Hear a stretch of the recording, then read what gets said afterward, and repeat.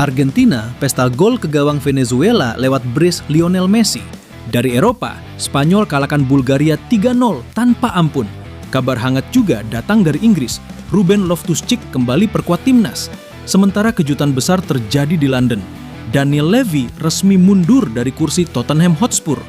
Semua update terpanas dunia sepak bola kami rangkum spesial buat kamu hanya di Run Sport.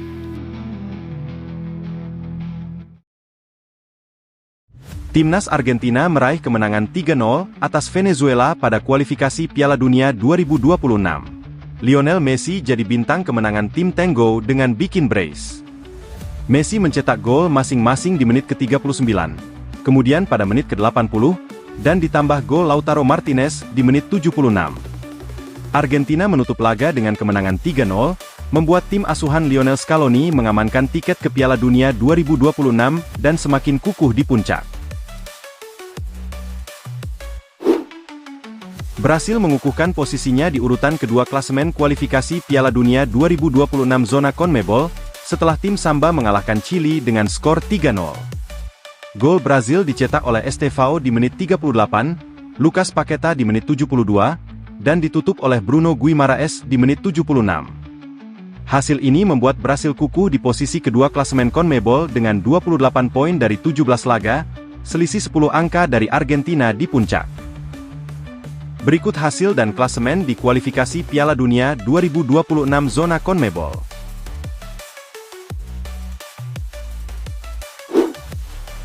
Timnas Spanyol memulai kualifikasi Piala Dunia 2026 zona Eropa dengan gemilang, menaklukkan tuan rumah Bulgaria 3-0 di Stadion Vasilevski, Jumat, 5 September 2025, dini hari waktu Indonesia Barat.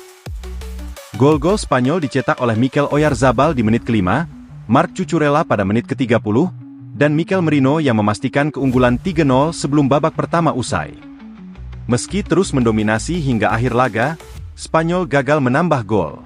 Kemenangan ini membawa La Furia Roja meraih 3 poin perdana di kualifikasi.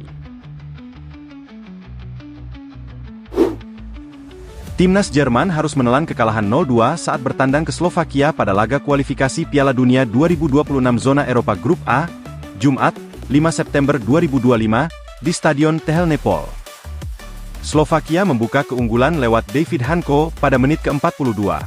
Gol kedua tuan rumah dicetak David Strelec di menit ke-55, memastikan kemenangan 2-0 bagi Slovakia.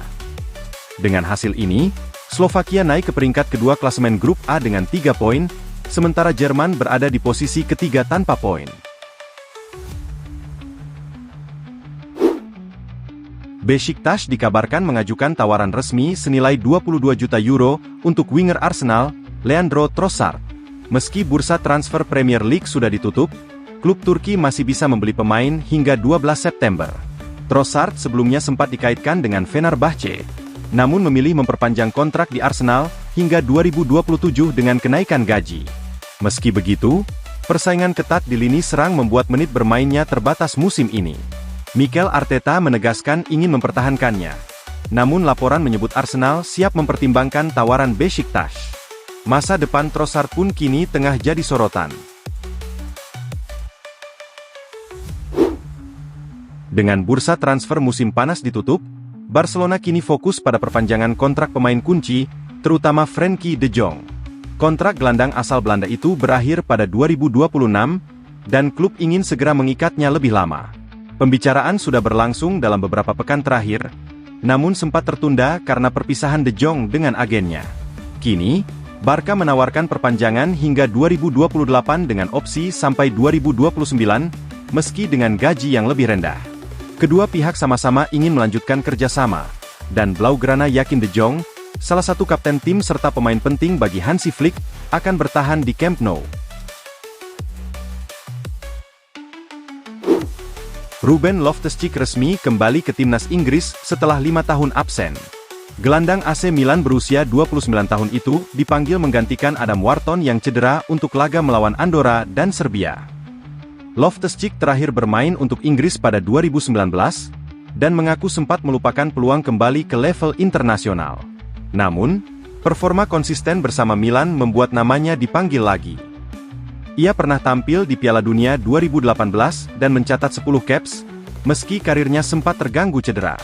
Kini, ia kembali bekerja sama dengan Thomas Tuchel, pelatih yang paling sering memainkannya di Chelsea. Kepulangan Loftus-Cheek memberi Inggris tambahan tenaga dan fleksibilitas di lini tengah.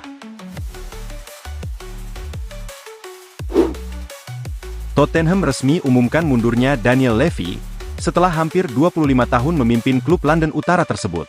Keputusan ini muncul usai keluarga pemilik Joe Louis meninjau performa Spurs, yang meski lolos ke Liga Champions lewat kemenangan di Liga Eropa, justru menutup musim Liga Primer di posisi ke-17.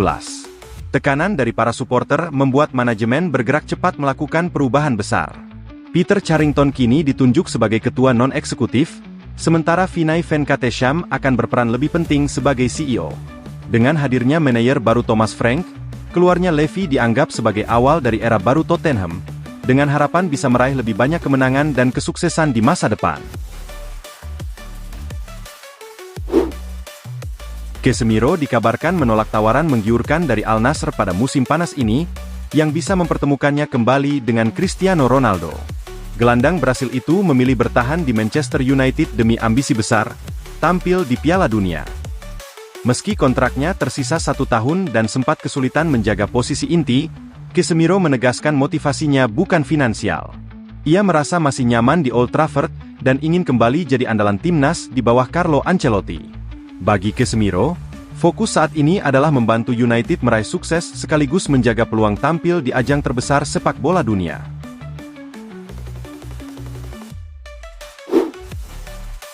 Tottenham Hotspur dikabarkan kembali membidik Morgan Gibbs-White dari Nottingham Forest.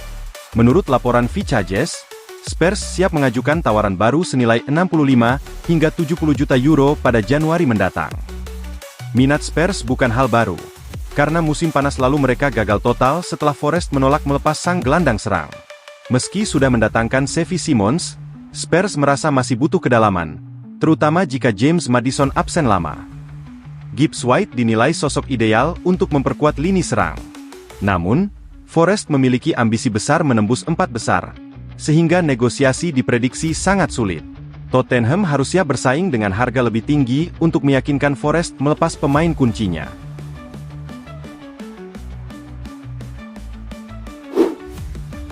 Inter Milan memperkuat lini depan dengan mendatangkan Angeoan Bonni dari Parma serta memanggil pulang Francesco Pio Esposito. Kehadiran dua penyerang muda ini memberi warna baru sekaligus menambah kedalaman skuad. Bonni dikenal cepat dan kuat secara fisik, bahkan langsung mencetak gol di debut Serie A-nya. Sementara Esposito berperan sebagai target man yang memberi opsi taktik berbeda. Musim lalu, Inter terlalu bergantung pada Lautaro Martinez dan Marcus Thuram, sementara pelapis gagal memberi kontribusi. Kini, bersama pelatih Christian Cifu, lini serang Nerazzurri terlihat lebih segar, dinamis, dan siap bersaing di Serie A maupun Liga Champions. Penyerang Liverpool, Cody Gakpo, mengungkapkan bahwa Bayern Munich sempat mendekatinya pada bursa transfer musim panas lalu, sebelum akhirnya lebih memilih merekrut Luis Diaz. Meski begitu, Gakpo menegaskan ia tidak pernah berniat meninggalkan Anfield, apalagi baru saja menandatangani kontrak jangka panjang hingga tahun 2028. Ia menyebut proses negosiasi kontrak telah berlangsung hampir 1 tahun dan keputusan itu memberinya ketenangan serta rasa aman, baik bagi dirinya maupun keluarganya.